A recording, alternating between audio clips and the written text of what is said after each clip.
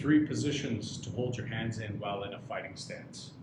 So we'd have long, medium, and short range to hold our hands in while in a fighting stance. Long range, medium, and then we V our knuckles, bring them up to the cheeks, and protect our nose and keep our chin buried and our shoulders high.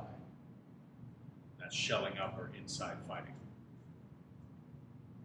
Those are the 3 positions to hold your hands in while in a fighting stance. So we have long, medium, and then short range positions to hold our fighting stance, or our hands in our fighting stance. How to shuffle to 12, 3, 6, and 9.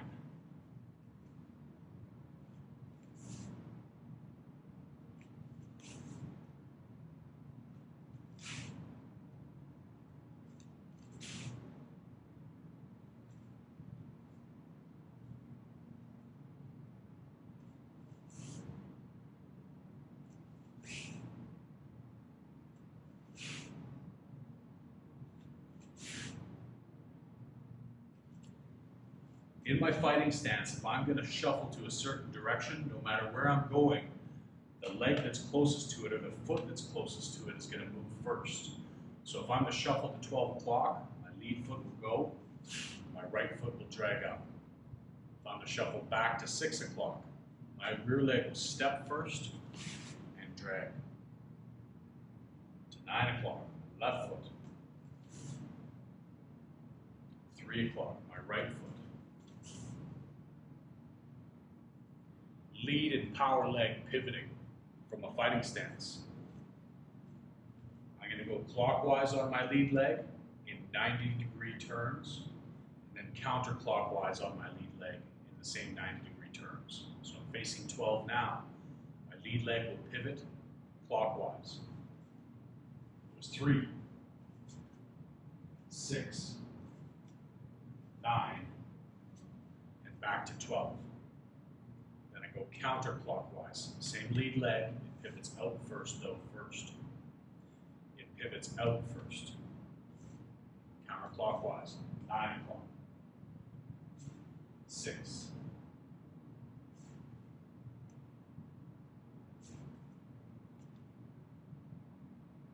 Now I'll go into my power leg pivoting.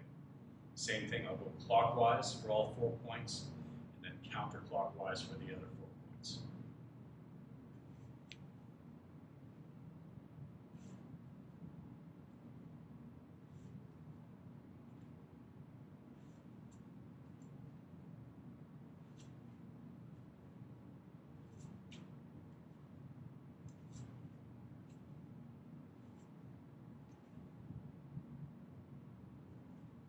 How to slip a straight punch from a fighting stance. If the opponent is throwing their lead hand, if they're a right-handed or orthodox fighter, I'm going to be putting my weight out, my head movement towards my right side in a pivoting motion. So I turn my right foot out slightly and duck my weight down to that side. This is not a fade. I don't want to come back. I want to stay close enough with my slip so that I can counter if I need to. This position here, if the jab is coming in, rotate and twist to my right side, my right hand stays high, my lead hand drops, and my lead shoulder is coming up to protect the chin. So if I had to, I could bump, block, or roll the extra punch that's coming in. I can slip a jab. Other side.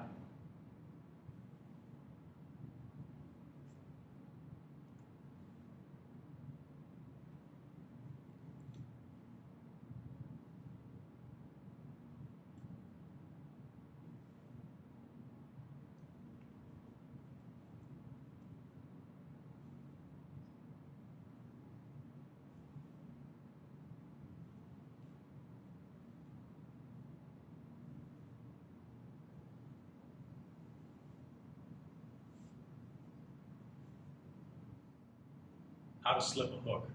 Slipping a hook is exactly the same as slipping a straight punch.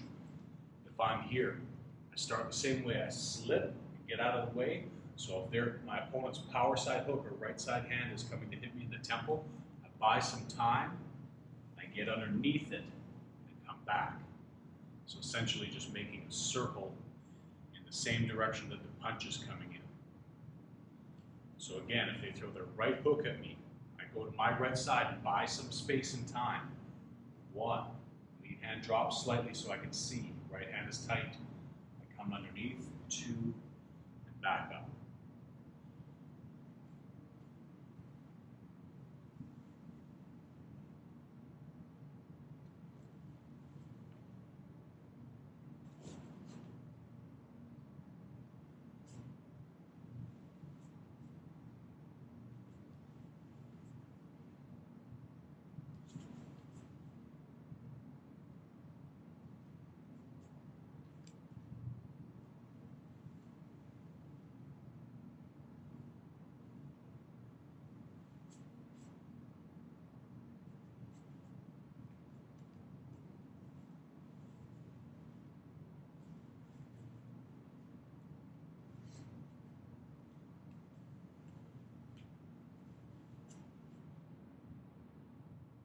How to slip and counter. Say the opponent's throwing a jab at me. I'd slip out of the way and I can come back with a punch to counter. I can slip out of the way, come back with a kick to counter. So we have what's called fast side, and we have what's called slow side. So if I'm going to slip, counter, and build a drill off of that, if I'm going to slip to my right, my left side is the fast side. So as I slip to my right, my left leg could come out quickly, my left hand could come out quickly, my left elbow could come out quickly. That's known as the fast side. So as I slip, I can strike. If I did the slipping motion and came back with anything on my right side, so if I slip to my right and strike with my right, that's known as the slow side. If I'm here, slip, counter. Or slip, counter. Should I exhale while slipping? Yes. If I'm here, I'm trying to hide all of my motions behind all of my movements to try and deceive my opponent. That exhale can help with that quite a bit. So even though I might not be throwing a full fake of a hook or something like that, if I'm doing all my movements and I'm exhaling while I'm doing them, I might get the desired reaction out of my opponent. And it helps us to remember to breathe when we're fighting to the inside. 3 ways to counterbalance a cut kick. Actually, 3 ways to counterbalance any roundhouse. So for example, if I'm going to be throwing my right roundhouse, there's 3 counterbalances that I need to use to not basically go like this. So from here, as I throw it, if I'm throwing my right leg, my right hand is going to counterbalance by swinging out. If my right leg is coming counterclockwise, my right hand is going clockwise. I'm trying to neutralize that pressure by bringing it out. Not too much, so if I'm here like this, I'm not trying to like bring it around behind my back or anything like that. I like to keep mine in front of my opponent's face. Here. Come back. So that's counterbalance number 1. Number 2 is if I'm going to stick out my leg, I need to counterbalance by leaning back. So if I'm here, when I kick, I don't lean in and forward. I lean back and fire.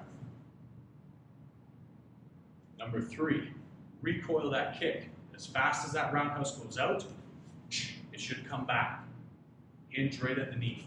Out, in, and back. Don't do this. Let that leg get sloppy. That's how to cover and pivot while elbowing. So the idea of covering is if I'm going to throw an elbow, I need to protect my head. The other side of it is I need to know how to pivot. So for example, if I'm going to throw my power horizontal elbow and I need to step in, I need to turn my foot in so that my hip is in, so that my shoulder comes forward. When I do that, I'm pivoting to my forward bow and dragging it in a straight line. Don't drag it in like this, where your foot's out to the side like Igor. If I'm here,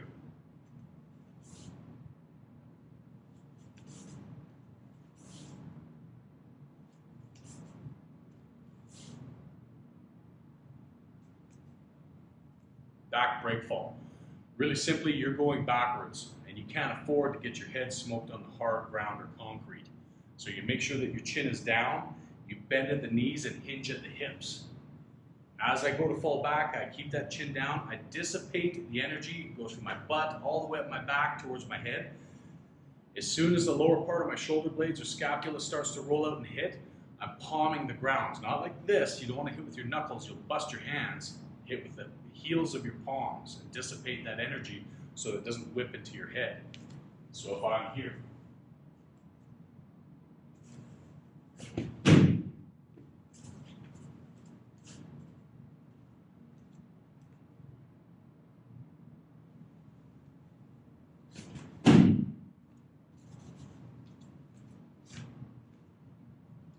that's how to back breakfall properly.